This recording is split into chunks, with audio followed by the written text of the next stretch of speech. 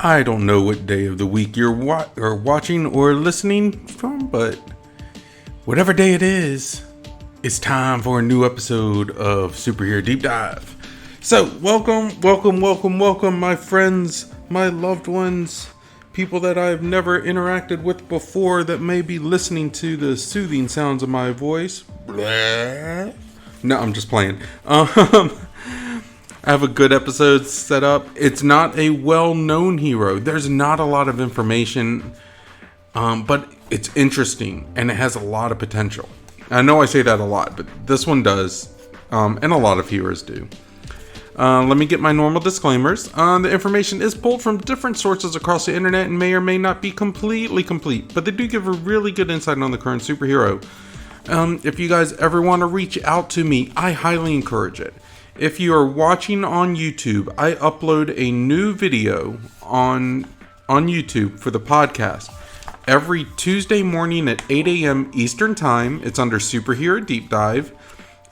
Please feel free to like, comment, subscribe, critique, I don't know, give requests. We'll have conversations. I respond to everything. And I would really love to grow the channel. If I can get up to 500 subscribers, I will do a giveaway, and I have a great giveaway planned. Also, if you're listening to me wherever you listen to your favorite podcast, thank you very much. Those get uploaded every Tuesday as well.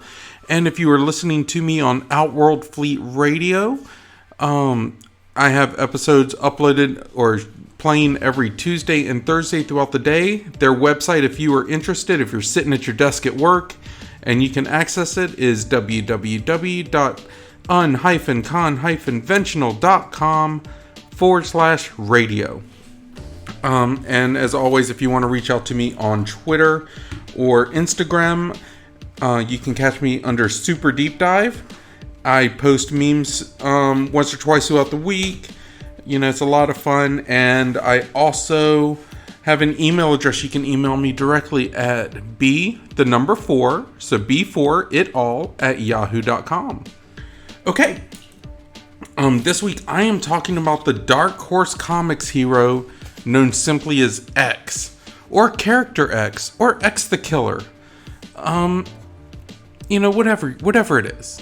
Just not X-Man, because, you know, we don't want to get in trouble.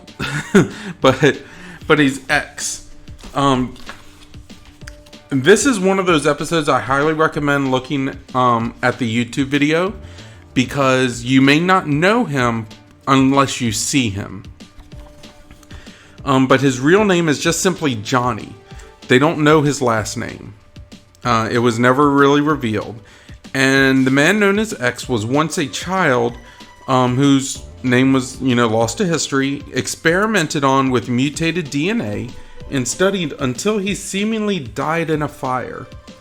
He awoke later with amnesia and grew up to be a violent teenager with enhanced strength and intelligence.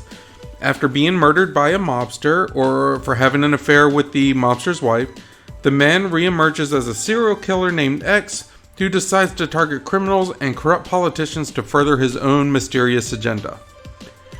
And that's just kind of like the basic overview. That's the too long didn't read version. Even though, my normal write-ups are like 4 to 5 pages. This one I'm barely hitting 2 pages. So there's not a lot of too long didn't read anyway, but whatever. All right. So when a vortex opened up in Cinnabar Flats, I hear the rolls are really good. Have you ever had a Cinnabar roll? Okay, sorry. Sorry. Alright. It was investigated by a number of military personnel, all of whom were changed in strange ways.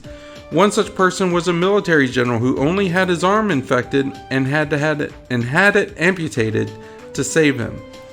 A scientist who was researching the effects of the vortex on it stole the arm, and as he was confronted by the military in his home, he injected it to his son Johnny. The conflict ended with both Johnny and his father being declared dead by the military. I'm assuming that he took like some blood or something like that from the infected arm and injected that, as opposed to injecting an arm in your son, because there's only one way I know of really doing that, and it ain't pretty. And those are like prison rules. So Johnny lived, though was covered in scars and burn marks, and ended up in a shopping plaza in the city of Arcadia. The boy found that he now had partial amnesia. He contained all the knowledge that was given to him by his education and personal experience, but the actual details of his life were now lost. Now called John Smith 24, he remained a ward of the state for much of his childhood. As John Smith grew older, he found his violent impulses harder to control, leading him to visit a psychiatrist. However, the two eventually grew closer, resulting in a love affair between the doctor and her patient, who she nicknamed Jack, even though his name was John. Is that a common nickname for John? Jack? Because that doesn't sound like it should be, but I thought Jack was just Jack. Let me know in the comments, because that confuses me. But anyway. However, the doctor was also in a relationship with the mob boss and rejected Jack for his own safety. John Smith, for reasons unknown, learned that the mob boss was Carmine Tango and invaded his home. Jack was caught, but Tango saw potential. Or John was caught. I'm going to say John for now on. John was caught, but Tango saw potential in the kid and took John in. As he was impressed with John's audacity and seeing his killer instinct, becoming Tango's closest ally as he rose to the ranks of top crime lord. John Smith rose too, becoming Tango's top lieutenant. However, Tango was a deep believer in astrology and found a prediction that keeping Johnny alive would mean his own death. Reluctantly, Tango ordered his top enforcer, Coffin, to kill Johnny, and Coffin did his best, seemingly killing him by throwing him off a bridge after brutalizing him. Johnny was left for dead, but Tango, unaware of Johnny's healing abilities, had no way of knowing he would survive the incident. So, yeah, like, that all happened. It's just, they kind of skimmed over things, you know, like it's really hard to delve into this character. But that was his history. What do you guys think of it? It's kind of like, it just seemed a little bit like they were going one direction and then they kind of went in a different direction, and then they tried to clean up the mess, but they did it poorly. I don't know. I mean, what do you guys think? But let's go into his powers. Alright, so he's an expert swordsman and marksman, a skilled hand-to-hand combatant. He's got regenerative healing factors, and he also has the enhanced strength and intelligence. And fun fact, he is known for giving criminals, and I like this by the way, he is known for giving criminals second chances by marking them with a slash. If they commit crimes again, he marks them with a second slash, making an X, which means they get no more chances. So, that's pretty cool. I guess that's why he's called X, right? But yeah, what do you guys think of this character? Like, it started off pretty interesting. It almost started off like V for Vendetta, right? Like, he was in a children's home. He had amnesia. Then he kind of got out, and he's got this twisted view, you know. But I don't know. It's just like they had ideas, and I don't think they really wrote down their ideas. They just kind of shot from the hip a lot. So I don't know. I'm lost on it. But let me know. Let me know what you guys think. Because I did all of that. I did his whole history, his powers, and fun facts, like fun trivia facts, in under 10 minutes. So let me know what you guys think. Like I said, you can email me directly at b4itall, so b4itall at yahoo.com. You can catch me on Twitter and Instagram under superdeepdive. If you are watching this on YouTube, or if you want to catch me on YouTube, I'm listed under superherodeepdive. And you can comment, like, subscribe, leave a message. Share this with friends. Like, help me grow the channel. I don't care if your friends watch the videos or not. Just have them subscribe. Because, you know, then if they don't interact, then they won't win a prize, right? So, you know, whatever. But yeah, let's get this channel growing. But yeah, if you have requests for future episodes, I would love to hear it. I actually have a couple of requests already lined up. After this one, I have 4 episodes already planned out. So I've already got, you know, plenty of stuff to do. And I don't mind getting more. So just let me know. But yeah, anyways, let's get into the power expansions. This is my favorite part, because we take what's there and, you know, we take the essence of the character and we decide, do we need a movie? Do we need a TV show, a cartoon series? Do we need just a new comic book? Do we need a storyline within the comic books to feature this character? Like, what can we do? If we do a live action thing, who do we cast? Because sometimes that's fun. We've had lots of different casting choices, and you know, that's where you guys usually interact with that and let me know who you guys think, or if I was off base with some of my casting choices. Sometimes I am. I don't know. You know, I try to be kind of a purist sometimes. If the character is a certain nationality or has certain ethnic background, I try to find actors or actresses that have similar ethnic backgrounds, as long as it's important to the character. And you'll see what I mean with this. In the books, X was a Caucasian male. You know, this one, like when I was doing research on the character, I got a distinct and ultra cool mix of 2 characters. I got Punisher and V from Vendetta. So I was thinking, like, what if we just simply merged them for its own standalone movie? Like, and just hear me out on this, because we're gonna kind of go deep into it, like with the whole storyline and stuff. You take a kid that was experimented on, maybe an orphan that was quote unquote adopted by a government facility, you know, just like this, they were wards of the state, or like in V for Vendetta. They were experimented on, he develops his powers. Now, as he was growing, he was disciplined by having his body marked. But luckily, his healing factor took care of him physically. But mentally, he still sees all the marks that he had to endure. Because remember, this is a government facility, and they probably set him up to be disciplined. Like, they probably set him up for failure just so they could test his healing factor with a clean conscience. You know, oh, sorry, you messed this up. You know, you have to be disciplined. And then they cut him in the arm or something, or maybe they cut him in the face. You know, but mentally, he still sees all those marks. He has all these scars mentally. He looks fine physically. But he, you know, along the way, he grows, he studies, he gets strong. He figures out some way to escape. And maybe it was a fire in the place, you know, where they thought he died.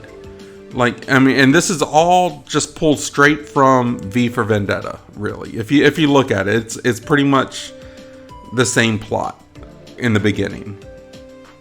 You know, he figures out some way to escape, but since he can't necessarily recognize everyone that was there, because, you know, it's common for them to wear masks and stuff because you don't want to be spit on in a lot of these like mental institutions. And it's not just like a pandemic thing. It's just a general health thing. You don't want to be spit on. You don't want people that may be able to harm themselves. You don't want to get them, you know, blood on you and stuff like that. So it would totally make sense. So he couldn't recognize faces. So he views anyone doing anything wrong as the people that basically tortured him his whole life. So because he was marked as a child, he marks the criminals in return. Now we find someone with the mark as he did before. Like if he finds someone with the mark that he had already done, then he does a second one and maybe kills them. Or maybe he leaves them with that X, and then if he catches them a third time, he kills them. You know, like, who knows? But he always leaves his marks on them. And he basically goes from a tortured soul to a monster on a rampage at that point. And when I was doing this, I was just like, wow. Like, everything just started unfolding. I love this idea. Because I think he could be presented in a way to where you would want him to succeed. Like, you want him to punish the bad guys, even though he's taking things too far. Like, I mean, you know, like someone that is a pickpocket, or someone that maybe they just stole a person they were running. Do they really deserve to be branded across the face with a mark? You know, stuff like that. And then what does that do to other people? What does that do to someone that may not necessarily,